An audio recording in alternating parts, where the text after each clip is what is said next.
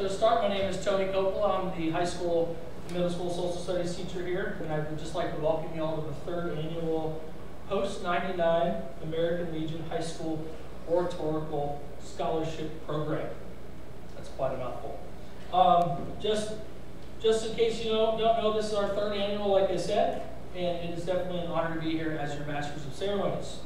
But before we get anything started, I would like to bring up Pastor Brad Lartigue, and he's going to say the invocation. So come on up.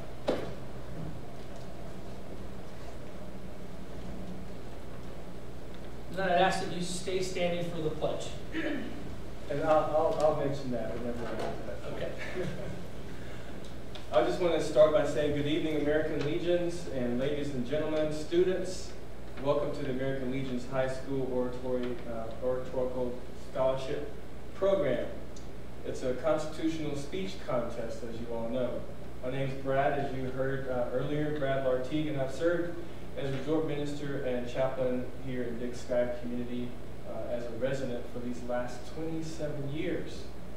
And you know, as I was studying about this event, it was awesome that I learned that it was developed actually back in 1938. Who knew that year at all? 38. It was primarily to instill a better knowledge and appreciation of the Constitution of the United States in our high school students. And I think it's a great thing that we all should probably be learning as well.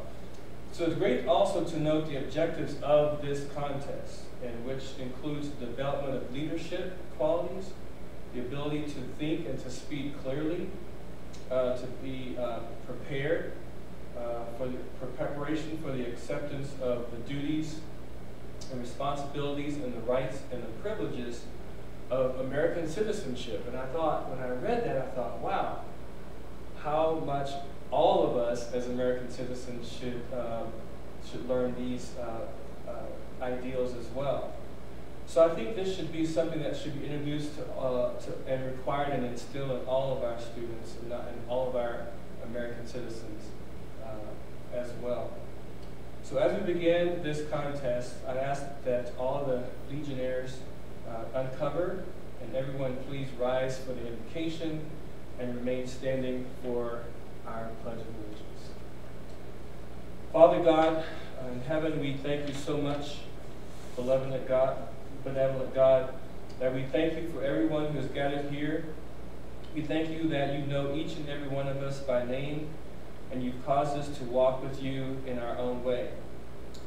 Our most heavenly God, we thank you for the freedom that we all possess in this great country, the freedom that we have often taken for granted at times, the freedom to come together to share with these young men and women as they deliver their speeches which explore our Constitution. We say that we are dependent upon you, and our trust is completely in you.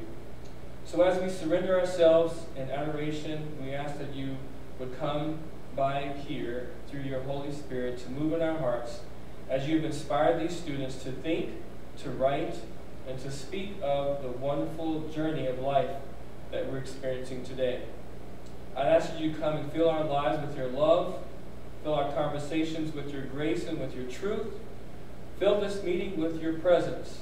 And we ask that this is for your glory and also for your praise, and also for the praise of knowing more about this country that we live in, that you have given us to enjoy. We'd also ask, God, that you would comfort the minds of each student speaker, the family members who are here, which part of this contest, that we give them the assurance that they are all winners here today. Remind each of them that through their search for excellence and their presence here today, that we bring honor to you and the author of all freedom that we experience in this country, and that of their families, their friends, and also of themselves. In our Lord's name we pray. Amen. And as we continue our prayer, let us pledge allegiance to the flag of the United States of America and to the republic for which it stands, one nation, under God, indivisible, with liberty and justice for all. And you may be seated.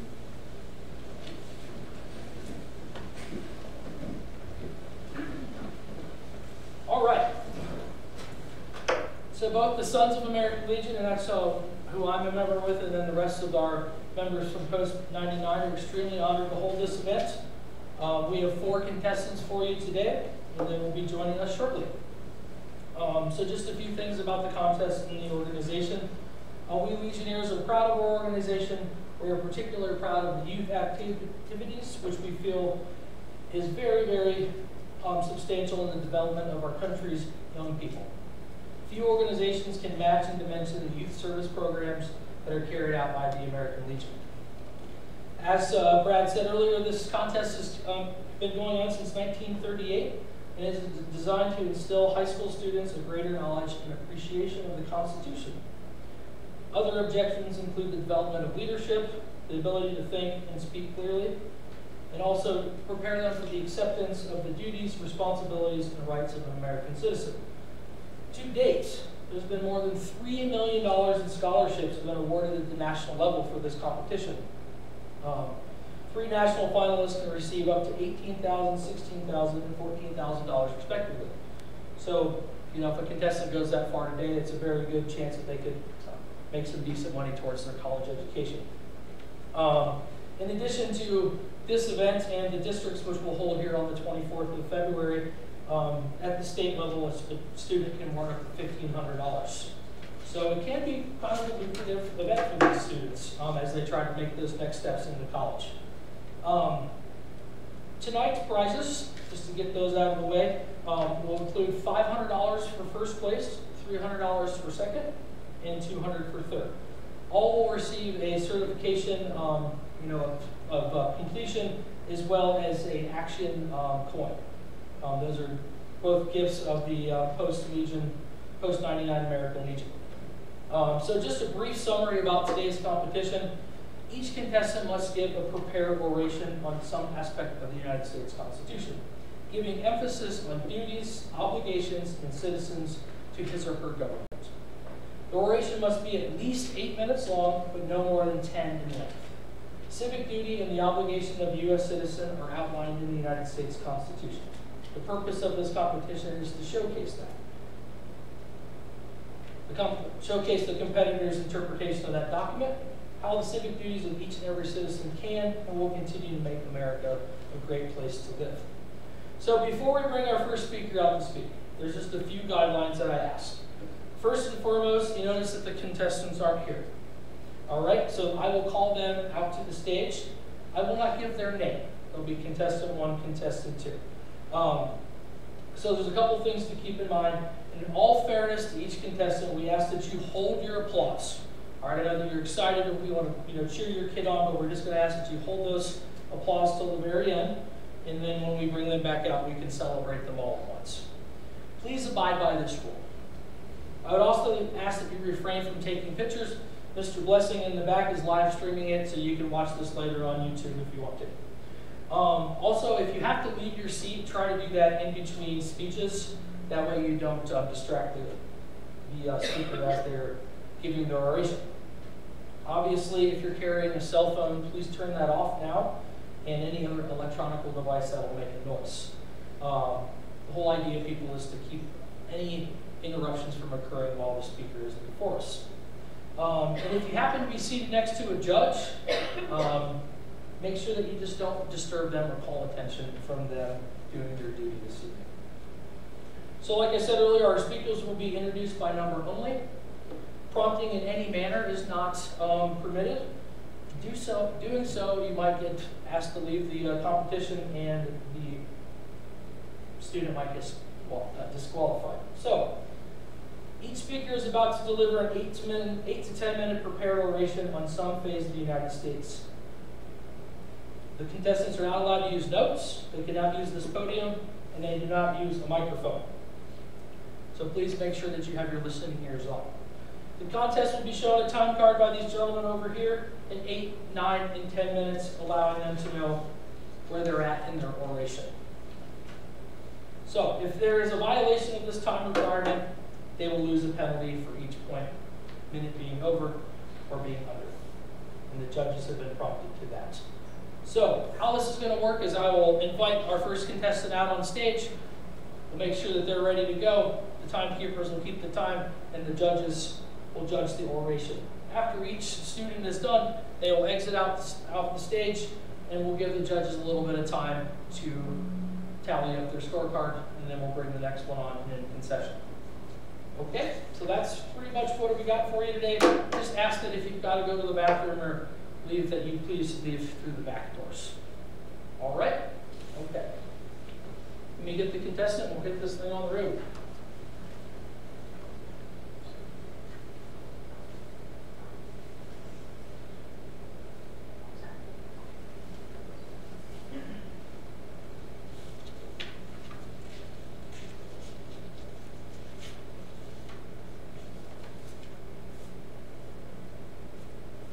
Okay, judges, are you ready? Timekeepers, are you all set?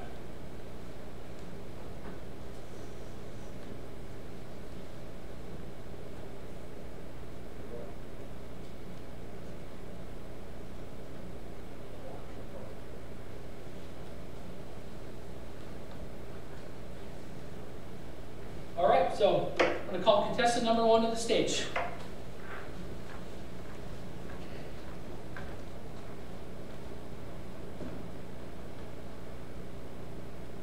3 years ago, we learned about ancient Greece. Our teacher taught us all about the ancient civilization, but the most important thing we learned about was the government system used by the Greeks. We learned that the Greeks were the first civilization to create and use the most basic form of a democracy, a direct democracy, as their government system. The word democracy means rule by the people, and that's exactly how the Greeks did it. All non-slave, landowning, adult males voted on all political and civic decisions in the country. When our founding fathers were recreating our government, they too wanted a government system in which the United States citizens would be able to vote and participate in political decisions. After all, the newly free and liberated American citizens naturally demanded and desired a government system in which the needs of the people would be represented through them. Why then is voter participation at all-time lows? After 1776 and the disastrous experience with the Articles of the Confederation, our founding fathers set out on creating a new government system. They used the Greek democracy system as a template, but encountered 2 major flaws. The first being the majority could put the minority at a major disadvantage. For example, 51% of the people could vote themselves benefits that would come at the expense of the other 49%. The second issue was a practical issue. A direct democracy would not work with such a large population spread about such a large country. A system in which all citizens would vote on what roads to be made, how large of an army to raise, what treaties to conduct with foreign nations. This system would result in people not sufficiently understanding political decisions or not having any time for normal work. As the search continued for a well-constructed government, our founding fathers examined all forms of government previous to them and at their current time. They went through the pros and cons of each and saw the cruel and abusive effects of monarchies, dictatorships, and all other forms of autocratic governments. Our founding fathers used the system of voting utilized by the Greeks, but modified it and came up with a republic government system in which the citizens of the United States democratically elected representatives that would make political and civic decisions for them. After 1791 and the ratification of the United States Constitution, the ability to vote was afforded to all non-slave adult males of the age of majority. In most cases, this was the age of 21. As society changed in the United States and evolved, so did the Constitution through the amendment process. After 1865 and the adoption of the 13th Amendment that abolished slavery, there was a need to change the Constitution again. In 1870, the 15th Amendment was ratified to the Constitution, granting all former slaves and African American men the right to vote. As society continued to change in the early 1900s and women became more involved in society, stepped out of the home, pursued educations, became involved in careers such as law, medicine, and science, worked side by side with men, they too had the needs and desires to have an influence in the political process. As society changed, so did the Constitution. In 1920, the 19th Amendment was ratified to the Constitution, granting all women voting rights. This was not the last time that the Constitution would be changed regarding voting rights. In the early 1960s, when young people began speaking up about their political opinions, they also began to be heard. It became a logical and equitable step to grant them voting rights. Senators such as Eugene McCarthy and Barry Goldwater advocated for their right to vote and said that if they could fight for their country in Vietnam, that they should be able to vote in the political process. As society changed, so did the Constitution. And in 1971, the 26th Amendment was ratified in the United States, granting all men and women at the age of 18 voting rights. As the amount of people that were allowed to vote increased, controversially, the amount of voter population decreased. In 1860, when President Abraham Lincoln was elected into office, 81% of eligible voters cast their ballots. In 2016, when President Donald Trump was elected to office, a mere 56% of eligible voters cast their ballots. That's a 28% decrease. Why? With the decrease in voter participation came the decrease in a corresponding factor.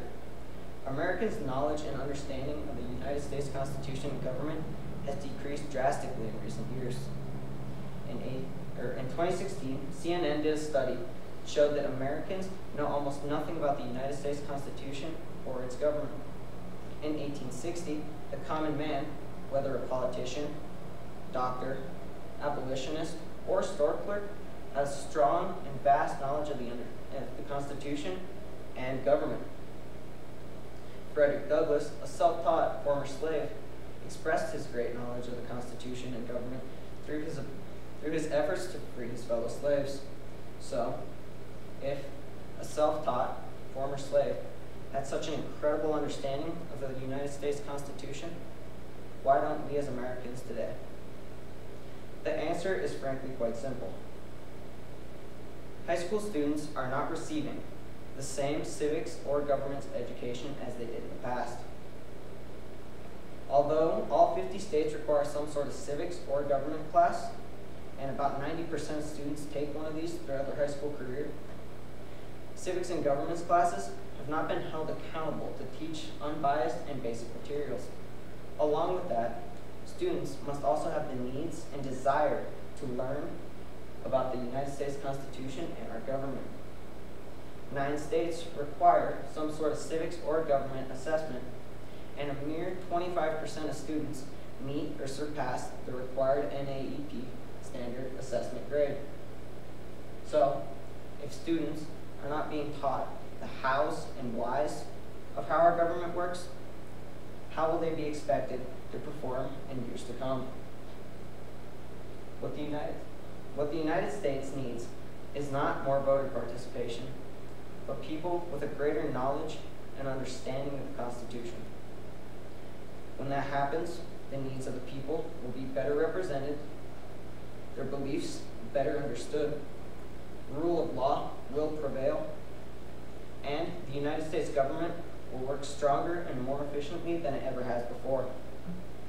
When people realize that their say in government has an effect, a stake, and a responsibility on the outcome of all future elections, then will their needs be better represented. Thank you.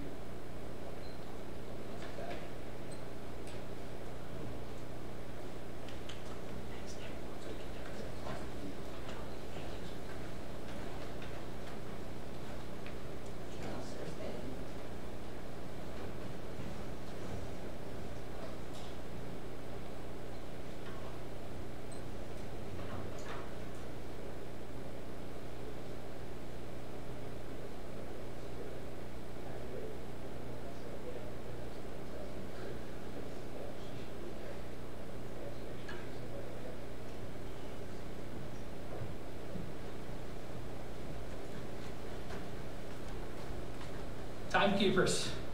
8 minutes, 2 seconds. 8 minutes, 2 seconds, judges, okay? No penalty time for that.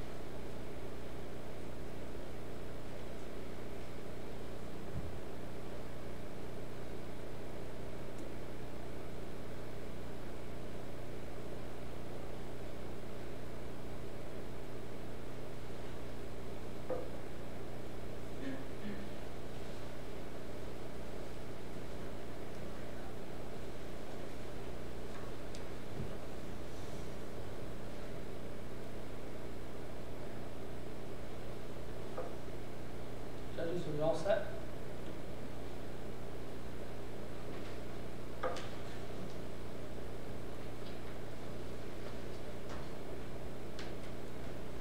Okay, I'm going to bring up contestant number 2 to the stage.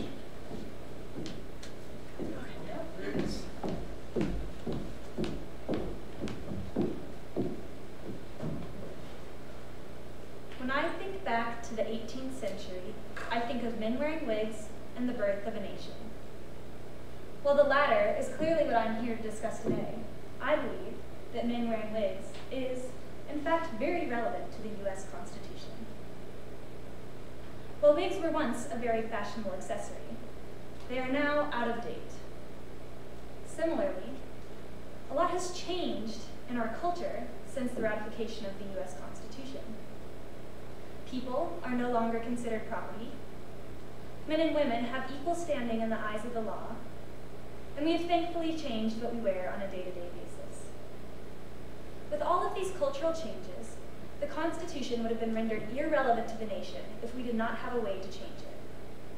Because of this, I would argue that the most important piece of the U.S. Constitution is its ability to change. Without change, we, as a nation, would be stagnant. Article 5 of the U.S. Constitution gives the Congress, and therefore, we the people, the ability to amend the Constitution. In order to propose an amendment, both houses of legislature need to support it. In order for it to be ratified, 3/4 of the 50 states need to pass it. Now, getting agreement from 3/4 of the 50 states in this very divided nation is no easy feat to accomplish. Over 11,000 amendments have been proposed, yet only 27 have been added to our original Constitution. What this means to the people is that it will be no easy feat to add amendments that even a majority of the people agree with. in order to affect change that reflects our most basic values, we not only have to have passion for our issues, but also enough information about constitutional processes in order to modify our foundational document. However, a recent study conducted by Annenberg Public Policy Center showed that only 64% of the nation could correctly name all three branches of government. How can we expect to change the government if we know nothing about the government itself? Another poll conducted by the Constitution Center showed that only 5% of the nation could correctly answer 10 basic questions about the Constitution. How can we advance the Constitution to reflect our society today if we know nothing about the Constitution itself? When the suffragettes were working for the right to vote, they did not expect their rights to be acknowledged, nor did they assume that their views would be easily accepted. They fought for it. These women marched, wrote, lectured, lobbied, and most importantly, attempted to pass universal suffrage acts in each state. The 19th Amendment was first proposed in 1878 by California Senator Arlen A. Sargent, due to the pressure placed upon him by his suffragette friends. After this amendment failed to be ratified the first time, it was proposed every year for the next 41 years. These women knew the meaning of hard work, and they knew how to make their rights a reality. Without their detailed knowledge of constitutional processes, they could not have accomplished what they did. As John Adams said, "Liberty cannot be preserved without a general knowledge among the public." Now, I'll be the first to admit that attempting to amend the Constitution is a very daunting task. However, changing the Constitution and our society alongside it does not require an army of suffrage activists. Take the story of Gregory Watson, for example. Watson was an undergraduate student at the University of Texas. When he was researching for a term paper, he had planned to write about the Equal Rights Act. However, while he was researching, he stumbled upon amendments that had been proposed by Congress, but not yet ratified by 3/4 of the states. This amendment he found, now known as the Congressional Pay Amendment, does not allow Congress to change its wage in the current session. This means that any pay raise or pay cut does not take place until the following session, allowing voters to decide if their representatives deserve it. Now, Watson was clearly not who you would expect to champion a constitutional amendment. He was a 19-year-old college student who stumbled upon this amendment by chance. In fact, he received a C on the paper he wrote about this issue. However, Watson recognized his civic duty and made a change he felt to be necessary. So, he wrote to representative after representative and senator after senator, until finally, this amendment was passed in 38 of the 50 states. Watson recognized that the rights of the citizens of our nation are not the responsibility of unnamed others to protect. It is up to us. As former President Obama said, "We, the people, recognize that we have responsibilities as well as rights, that our futures are bound together, that a freedom which only asks, 'What's in it for me?' A freedom without love, or duty, or charity, or commitment to others, or patriotism is unworthy of our founding ideals and those who died in their defense." Today, we have access to more information in our pocket than many of the world's greatest scholars ever had at their disposal. Rather than having to write a letter to ask my friends a question, I can text or call them in an instant. I can look up pictures of planets that were unbeknownst to the most educated scholars of the 18th century. With all of this information, it gives us a great opportunity to affect change in our world. I ask you to look upon our society today and to strive to make a difference, rather than just complaining or accepting status quo. We have the right to petition. We have the right to assembly, the right to speak out. It is essential that we use these rights. Our founding fathers were not given these rights, they had to fight for them. We need to use them, to honor those who died to defend them. As John F. Kennedy said, change is the law of life, and those who look only to the past or present are certain to miss the future. Now, I know that the idea that wigs are relevant to the U.S. Constitution may still seem like an off-topic way to start the speech. However, I ask you to stay with me for just one more minute. While the fashion choices of another time period are comical, they reflect the major changes in culture that have occurred between those two times. Over 200 years have passed since the ratification of our Constitution, yet it is still one of the most important documents for the everyday ways that we live our lives. Take the time to become educated today, to make a difference, to vote in the next election, and to encourage others to do the same. It is up to us as Americans to continue to advance the Constitution. The Constitution is a living document, and it is our responsibility as Americans. No, more than that, it is our duty to keep this alive. So I ask you today to try to make a difference. Thank you.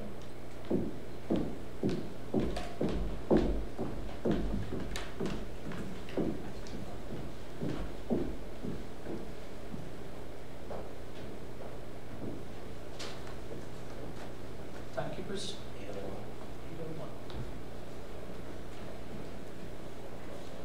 Judges contestant 2 had a time of 8 minutes, 1 second. So there's no penalties.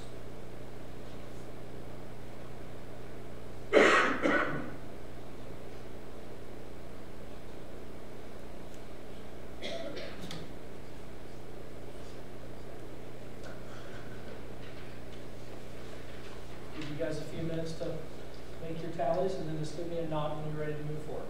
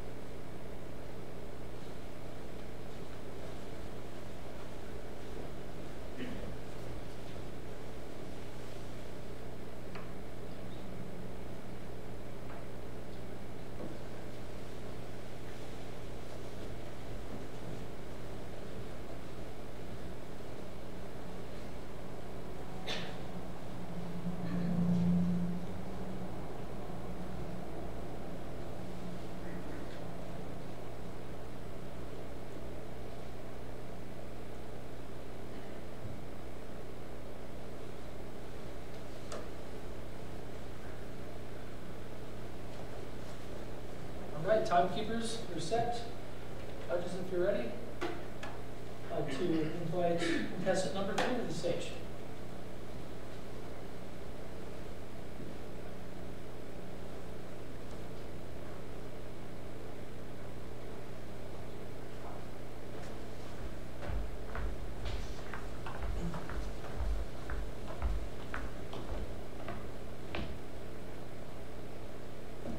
When I was a kid, I used to think that roads moved cars and not the wheels. Now, I know that there are in fact many factors that contribute to the movement of a car, but as a kid, my knowledge on the subject was lacking.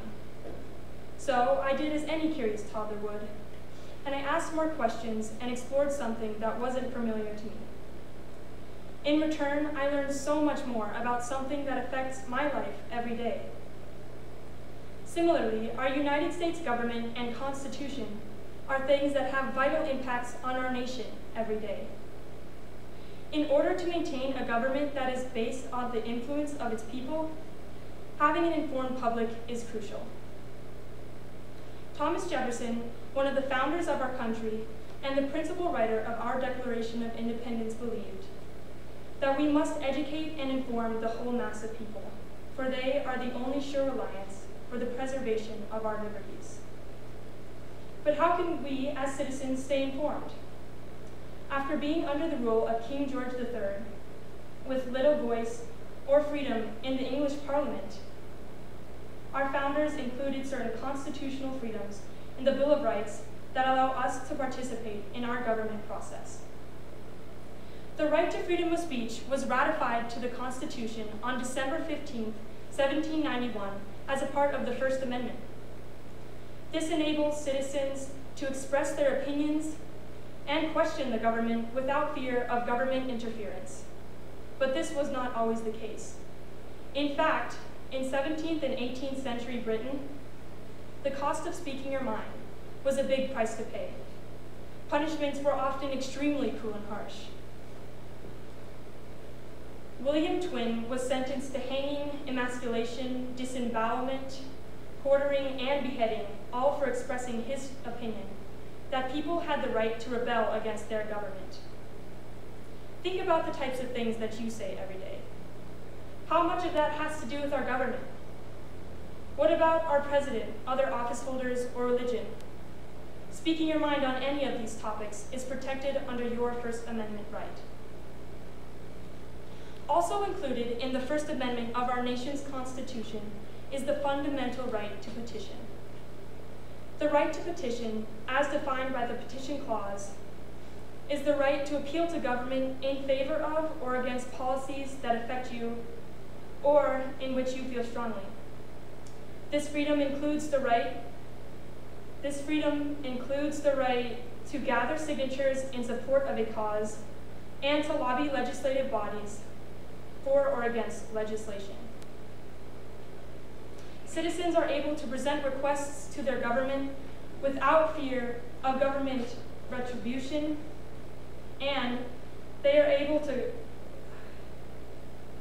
citizens are able to present requests to their government without fear of government retribution and protest injustices in the government, while also giving them the power to help change them.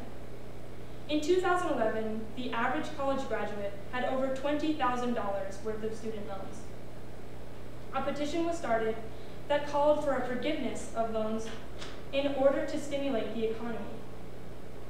The White House responded to the call for help and introduced a new policy to Congress that allowed graduates to pay back their student loans based on income rather than the original 10-year payment.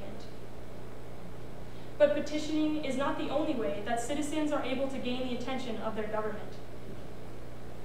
The right to peaceably assemble is another part of the First Amendment of our Constitution. This enables citizens to publicly assemble and collectively express, protest, advocate, or defend any right in which they feel strongly. In 1848, the women's suffrage movement began in the small town of Seneca Falls, New York, when a tiny group of women and men came together to discuss the topic of women's rights. For the next 72 years, suffragists from across the country came together to express, advocate, protest, and march for their right.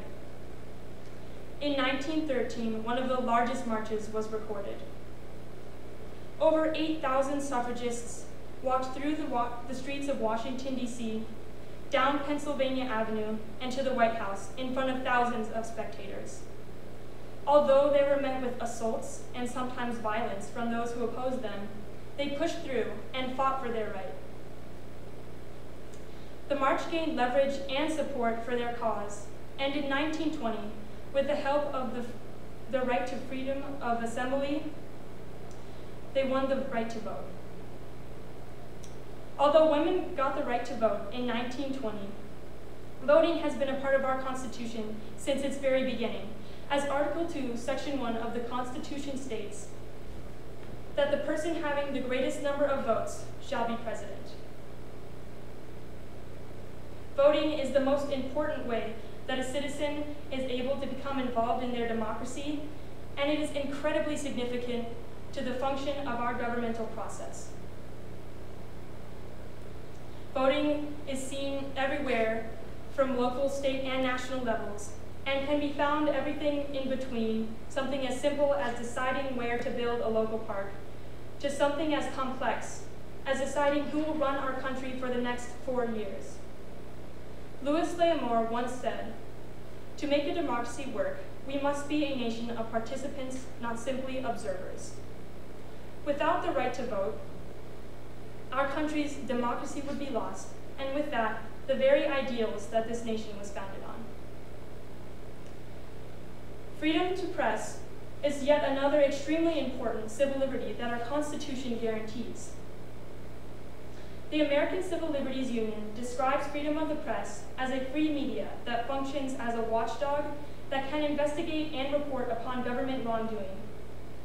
It is also a vibrant marketplace of ideas and a vehicle for ordinary citizens to gain exposure to a wide range of opinions and information. A free press allows us to have the option of our news source without government intrusion. But this was something that was unique to our Constitution. In fact, countries like Sudan, Vietnam, China, and many others still do not have a free press.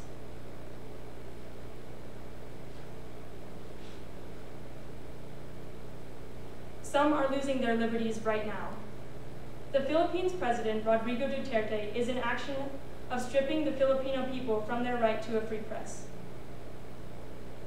Just 2 weeks ago, the Philippine Security and Exchange Commission revoked the registration for a mainstream news publication that often criticized the work of the government and Duterte. A free press is not only a collection of ideas and opinions, but it is also the most important way that a citizen can gain information about the world and its nation. It is crucial to our republic. The founders included these constitutional freedoms and many others for a reason. Although a study at Annenberg Public Policy Center at the University of Pennsylvania found that nearly 1/3 of Americans could not name a single branch of government. Another found that 1 out of every 3 Americans could not name a single right protected by the Constitution.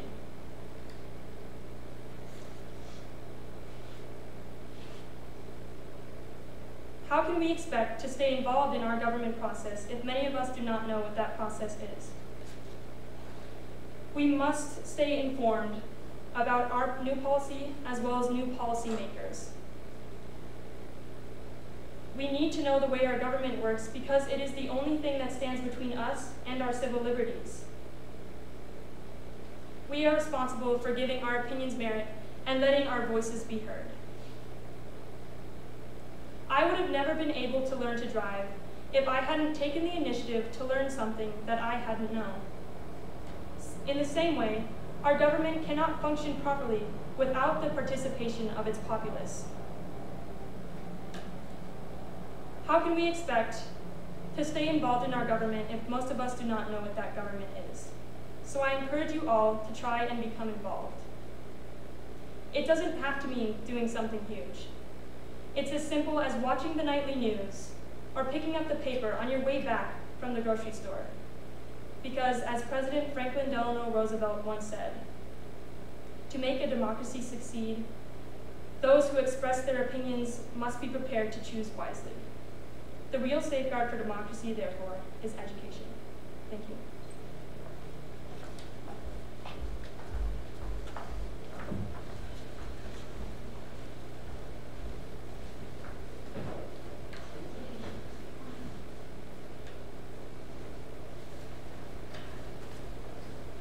Timekeepers. 9:44. Judges, contestants 3's time is 9 minutes, 44 seconds. There are no penalties.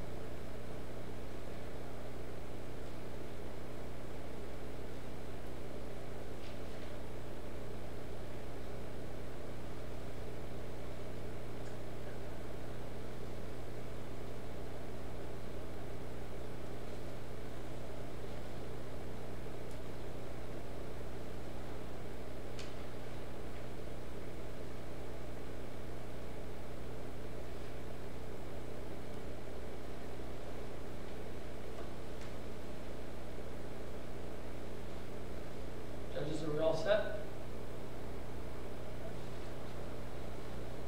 Timekeepers, are we all set? All right, ladies and gentlemen, I'd like to bring contestant number 4 out to the stage. It'll be our last presenter for the evening.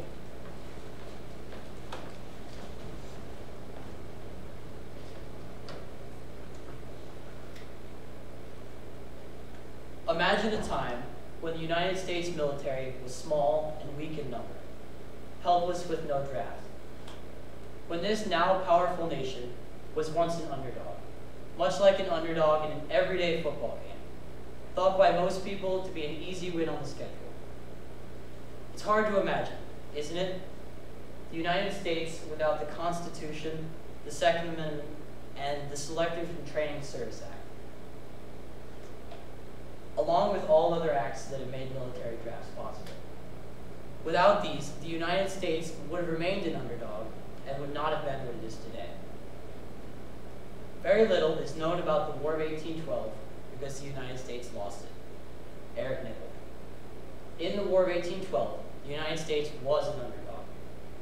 Even after defeating the British in the Revolutionary War, the United States was outnumbered by the British along with no draft to compensate. As a result, their new capital was burned to the ground along with the new nation being embarrassed. The matter of the United States military draft is a very touchy one, yet very important. Those men and women, from whatever way of entering the service, either by volunteering their services or entering the draft by accepting their draft status, have helped this country to have what it once didn't, a large, powerful, standing military. There are two different ways the United States gains personnel in their army. The first way is through people just volunteering their services. These people are willing to put their lives on the line for their country if needed. The second way is the United States military draft, which hasn't been used in years. The military draft has only been used in certain times of crisis and has only been used a few times in our nation's short history. The military draft has had different terms and needs depending on U.S. needs at the time. For example, right now, all men aged 18 through 25 must register for the draft and, if needed, will be picked by a lottery. Many men and women, from whatever background or whatever way of entering the service, love their beloved country enough to protect it on a daily basis. When it comes to war, the United States has had a large standing army, with the exceptions of the Revolutionary War, the War of 1812, and World War II. What was important during these wars was what the United States was fighting for, and at times, fighting to protect. In these wars, the United States was challenged. However, we persevered, although lacking large numbers. We had a lot to fight for, whether it was fighting to make the Constitution possible in the Revolutionary War, or fighting to protect the Constitution in the War of 1812. Or lastly, fighting fascism in World War II. In the Revolutionary War, the United States was fighting to hold the Declaration of Independence true and make our soon-to-be Constitution possible. The Patriots were fighting to create a whole new type of government no one had ever seen before, federalism. The powers not delegated to the United States by the Constitution, nor prohibited by it to the states, are reserved to the states respectively, or to the people. United States 10th Amendment. To have powers shared collectively between local and national governments was a huge deal at the time, and was a big change from the monarchy in Great Britain. In the War of 1812, the United States was fighting to protect our Constitution when fighting the British. Also during this time, the United States was fighting to protect our trade routes to France. This was important at the time because the British, who controlled much of Canada at the time, were seizing United States trade ships and forcing the ship hands to fight in the British military. This act is called impressment, and it was the main cause of the War of 1812. In World War II, the United States was fighting to protect our way of life at home and abroad by fighting fascism. This began when the United States was attacked on December 7, 1941 by the Japanese at Pearl Harbor. Japanese was one of the three Axis powers, also including Germany and Italy. These nations were trying to spread their empires, therefore forcing fascism on many other people. In these wars, when the United States was challenged, they persevered because they had something motivational to fight for. Before the draft, many of the United States soldiers fighting on U.S. soil were unorganized, meaning they were part of a militia. Although these soldiers weren't directly below the Continental Army, they were a huge part in the making and creation of our country. These men and women made up about a quarter of the Continental Army at the time of the Revolutionary War. totaling about 150,000 troops. The words that make militias possible lie within the Second Amendment. A well-regulated militia, necessary to the security of a free state, the right to bear arms shall not be infringed. United States Second Amendment. Although this amendment wasn't passed until the Constitutional Convention in the summer of 1789, the fact that the United States government said that the creation and maintenance of militias was okay was a huge deal at the time, fighting for or against the United States. Allowing militias, including this specific aspect of the Second Amendment, has saved our country many times during its young life. To avoid the same humiliation, in World War II, as in 1812, President Franklin Delano Roosevelt put forth the Selective Training and Service Act, which required all men ages 21 through 45 to register for the draft. This was the first peacetime conscription in United States history.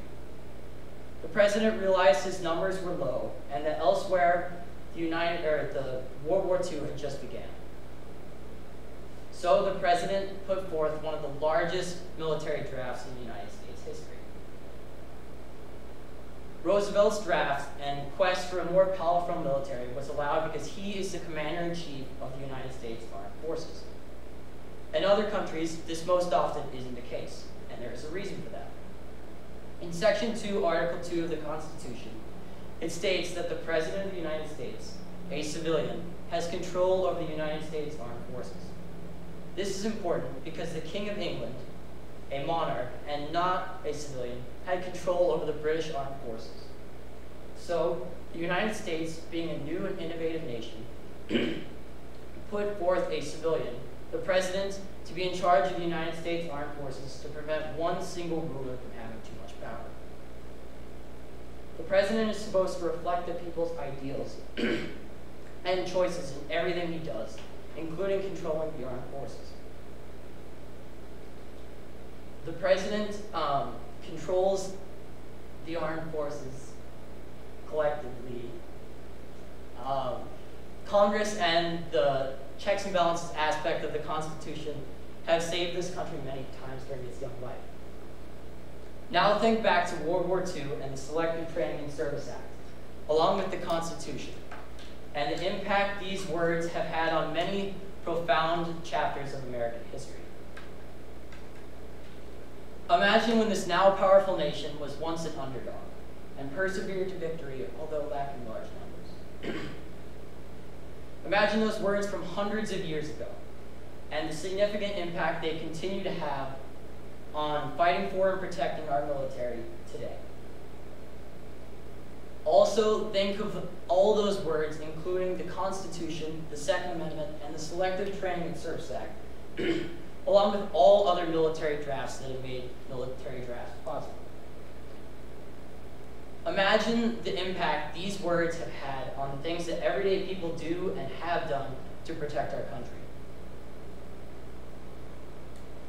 Now I ask all of you, if you have a friend or relative that has served in the United States military, to thank them for their service. And to go even farther, ask them a couple of questions about their service, because they are and continue to be what keeps this country great today. Thank you.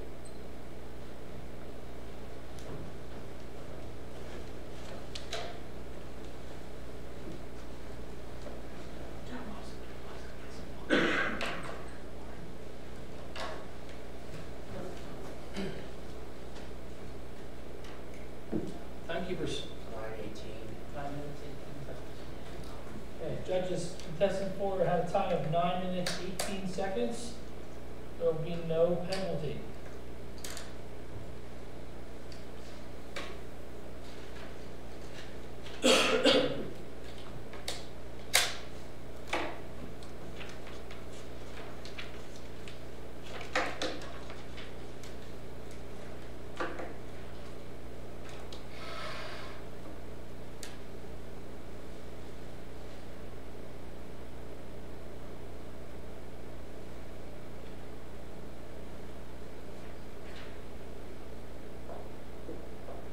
Okay, so before we bring the contestants on the stage, I just have a few thank yous. This contest is only successful with the assistance of others who are willing to give up their time to help with said contest. So I'd like to publicly thank a few of these folks. Got our timers over here. Guys, stand there, you're recognized. Thank you very much for your service. All right. I got the tabulator out there. Please stand and be recognized. The escorts, you'll then hide in the back. They'll be out here in a moment. And then our sergeant of arms, who is diligently guarding the door to let no one in. I'd also like to recognize our judges. Thank you very much for taking your time out. So if you could please rise, and we will have Ms. Stacy Joe, can you take them to the green room to tally up the tabulations? So, ladies and gentlemen, judges, just what we'll do is you guys tally up your 4 scores, and then Stacy will take it from there, and she'll bring out the results. Folks, if you've had to go to the bathroom or needed to stand up and move, this is a great time to do this. This usually takes about 10 to 15 minutes tops. It might take a little bit longer with the quality of speeches tonight. And then here shortly, we'll make sure that we get the contestants out. So if you got to use the restroom or anything, this is a great time to do that.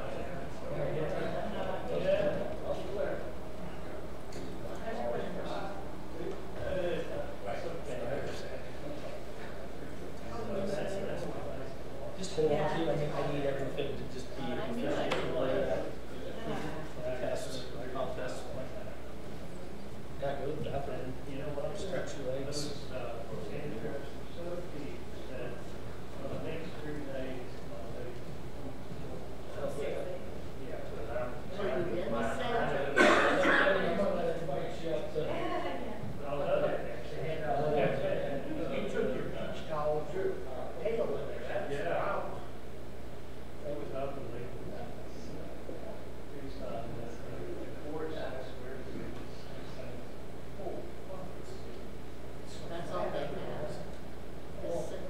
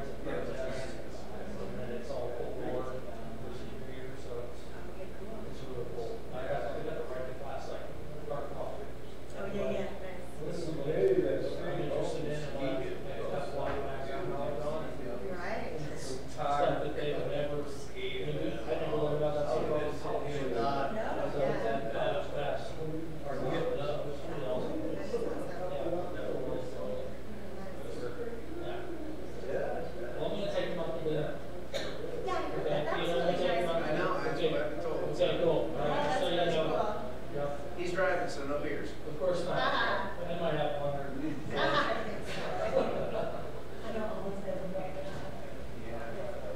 cool, so we'll,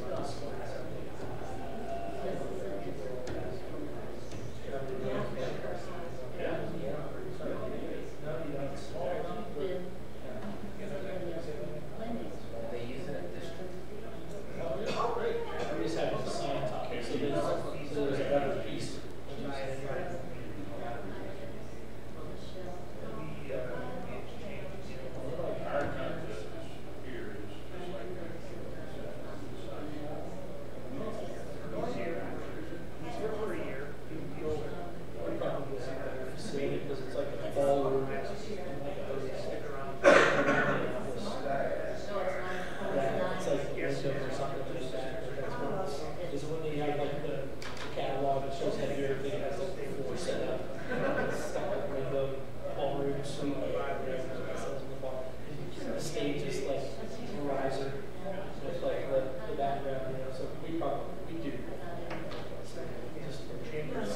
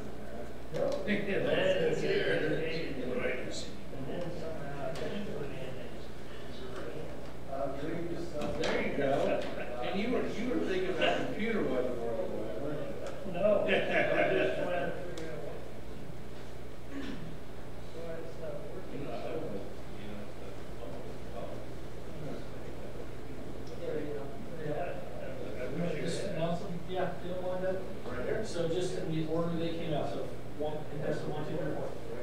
Just put them right here.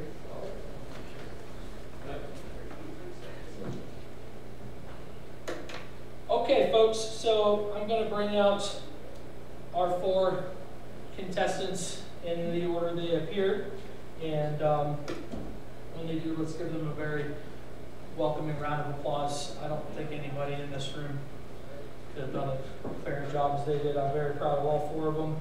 And so we'll have the ushers bring on stage, and we're going to start. So contestant number 1 is Mr. Nick Rester. Come on out, Nick.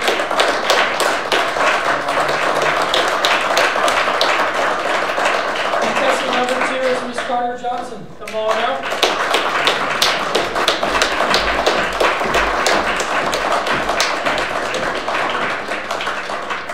Contestant number 3 is Miss Maya Johnson. Come on out.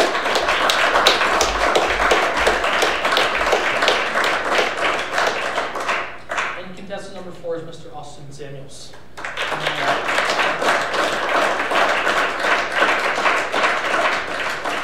right, one more time, let's hear it for him.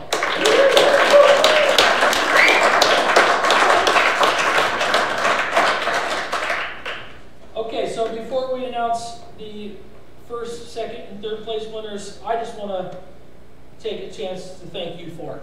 I appreciate you guys taking the time, the commitment, having faith in yourself to come out here and do what you've done tonight. Before I brought you out, when I just said that I don't think anybody in the room except for the 4 of you could have pulled this off. So nice job. I'm extremely proud of you, win or lose, not only for your dedication, but also for just being a model citizen for the school, the district, and the student body. So thank you. Who's ready for this?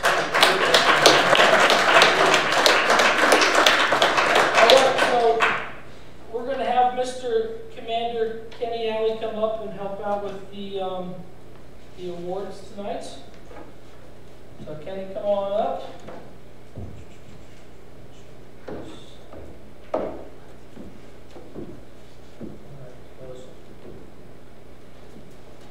So everybody is going to receive a certificate of achievement and then a American Legion action coin and lots of notes in their participation tonight. So on to the awards. In 4th place, we have Mr. Nick Brester. Nick, come on over and get your certificate.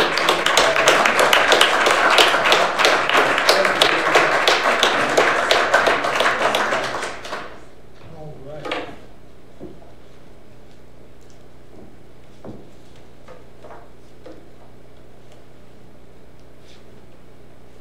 Got enough hands for this?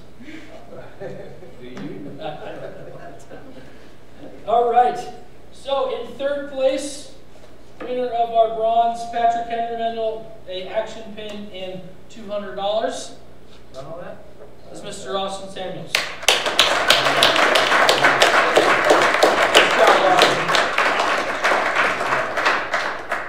Okay.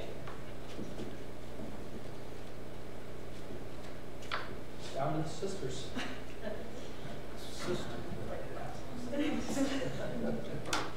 Don't listen to Mr. Hart. All right.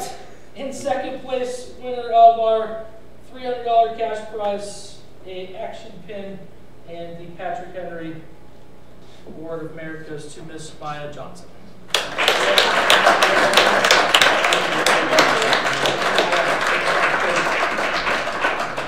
right, and then that makes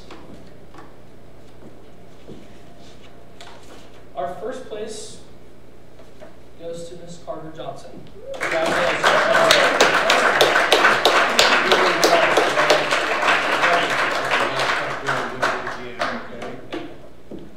Okay, one more time. Let's give him a round of applause.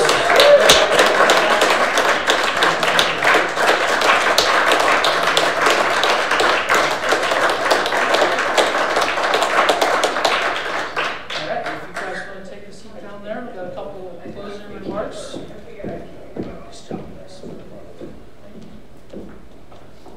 Okay, so I just have a few closing remarks, and then we'll get you out of here.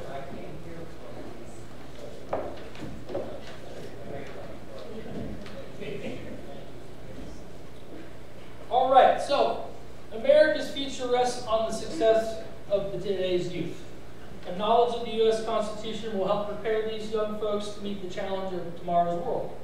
I look upon this occasion as truly an opportunity for our students to begin that journey. Before I bring the competition to a close, I'd like to thank the members of the American Post 99, the Sons of the American Legion, Andrew Blessing back there in the sound booth, John Circle in the Big Sky School District, and Wampak for hosting the event. This concludes the post-level contest of the 80th American Legion High School Oratorical Scholarship Program. Before I do dismiss you, I'd like to rise and salute the colors. And Commander Kenny will lead us in that. All right, that concludes our program. Thank you very much, ladies and gentlemen, for your time and attention. Let's hear it one more time for our competitors.